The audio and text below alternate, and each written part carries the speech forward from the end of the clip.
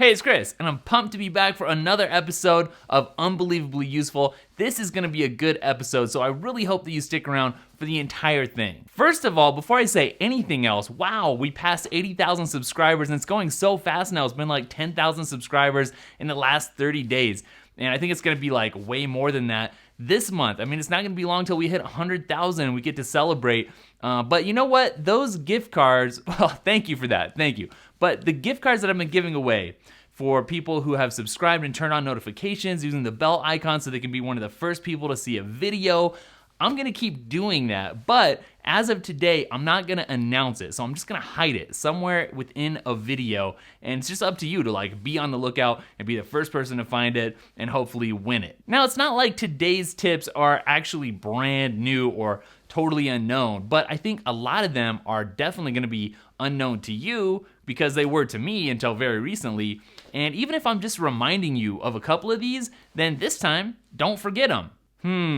Where to start? Well, I asked subscribers to submit some tips for this video so that they could be featured, which I'm gonna do. And by far, the most submitted tip was something that I think a lot of people are partially going to know about, but there's a lot more to it. So ever since the iPhone 6s, you've been able to 3D touch or deep press the iPhone keyboard to get a cursor, which saves you from having to tap specific words to do things like make corrections. I use this every day, every single day, all day, and it's the main reason why I don't use other keyboards that are available on iOS. And also, whenever I use an Android phone, I miss this so much. Okay, now it's time to blow your mind. You might have already known about the keyboard cursor thing, but did you know that you can mess around with the pressure to select text while you're using this technique? I don't know the best way to describe this, but like if you deep press to get that cursor and then just let up just a little bit and then still move your finger around, then that's how you can select some text. But also you can do 3 deep presses without totally letting go to select a whole paragraph. And then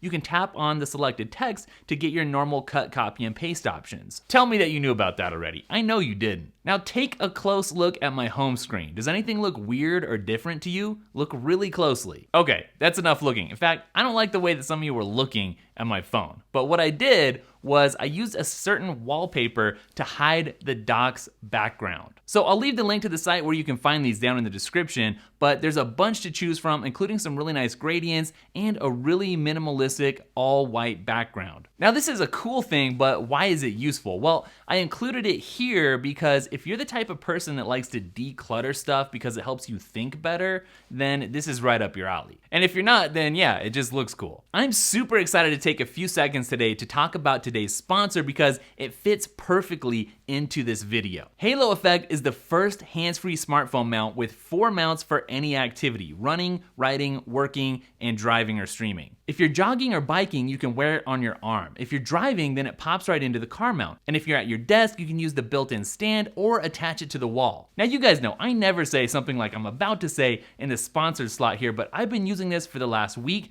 and I'm honestly blown away by the quality and functionality of this system. Halo Effect works with dozens of phones, and it works with my favorite iPhone case. Plus, it's 3 times less expensive than similar products, so check it out and get the early bird price of $39 over on Indiegogo using the link down in the description. This next tip is definitely something that qualifies as one that I wish I knew about a long time ago. Now, if you've been scrolling through an app like a monster, like Twitter or Safari, Instagram, whatever it is, anytime that you've scrolled and scrolled and scrolled and you need to get back to the top of the screen, you can do it in one tap just by tapping on the time at the top of the screen. Like a dummy, I've been manually scrolling back to the top of things for years. And I don't know when this became a feature, but yeah, I'm seriously bummed that I didn't know about this before. Did you know that you can forward text messages? This is another one that I wish I'd known about a long time ago. This is something I learned about recently from my wife, actually. So just hold down on the message that you want to forward, wait for the options to pop up, and then click on More at the bottom of the screen, and then click on the forward arrow and choose a recipient. Now, I have to admit, I'm feeling a little bit mischievous sharing this next tip with you.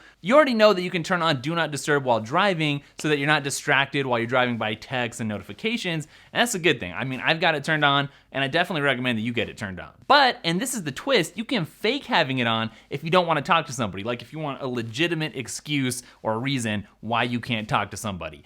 And by the way, if I know you IRL, I've never used this on you, I promise. All you have to do is add a shortcut in Control Center, which is kind of a tip in itself. So go to Settings, Control Center, Customize Controls, and add it or any of the other shortcuts you see there. So then, if you want to ignore your stalker, just pretend that you're driving, which is a lot easier than using something like an expandable keyboard shortcut or something. By the way, expandable keyboard shortcuts. I probably should have included this as a tip in the video, because have you ever used those before? Those are awesome. Anytime I need to like repeat myself over and over again, like to certain emails, I have an expandable keyboard shortcut. Okay, this wasn't originally in the video, so I'm gonna add it in right now. So you go to Settings, General, and Keyboard, and then Text Replacement. So I've got one set up as a quick response for potential sponsors. So if I type in SPON and hit spacebar, then that message just appears. Wherever I type it, whether it's on my iPhone, anything connected to iCloud, it will appear. Hey, there you go. You got a bonus tip out of this video.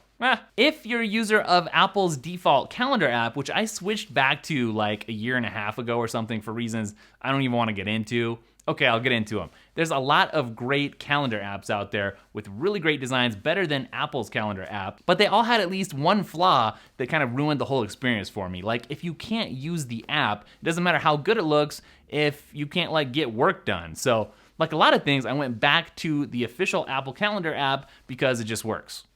But here's the actual tip. If you turn the phone into landscape mode while you're in the calendar app, then you'll get a more detailed view. I like this because it's an easy way to just see more or less with nothing more than a motion. You don't even have to tap. Of course, there's not really anything on my calendar until Friday, so it doesn't really make a big difference for me this week. Now this next tip is an old one. I think it's been around since like 2013, but it's another one that several people suggested, so I'm gonna include it anyways, because you guys seem to like it. If you go to Settings, General, Accessibility, and Speech, you can turn on something called Speak Selection. And what that does is if you highlight some text on your phone, you'll get an extra option in the menu that pops up to speak that selection, and your phone will actually read it to you. What time is your dentist appointment? 2:30. Now I can think of several different situations where this could be useful, but one of the people that suggested this tip sounds like they use it to kind of like proofread or proof listen to the things that they type. Now here's another great tip, and it has to do with your phone's alarm. And again, this was submitted by several different people, so you must really think it's useful.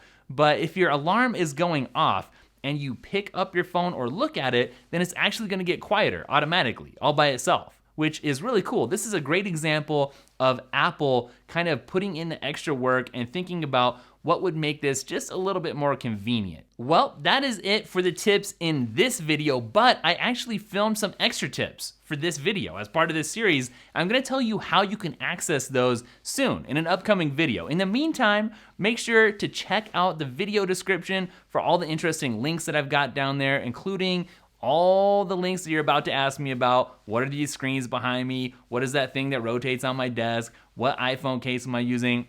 Those questions can all be answered in the links down in the description. That's why I put them there. Also, don't forget to follow me on Instagram and Twitter. I'm at Daily Tech, spelled Daily, T-E-K-K, in all of those places. And I'll catch you in the next video. Later.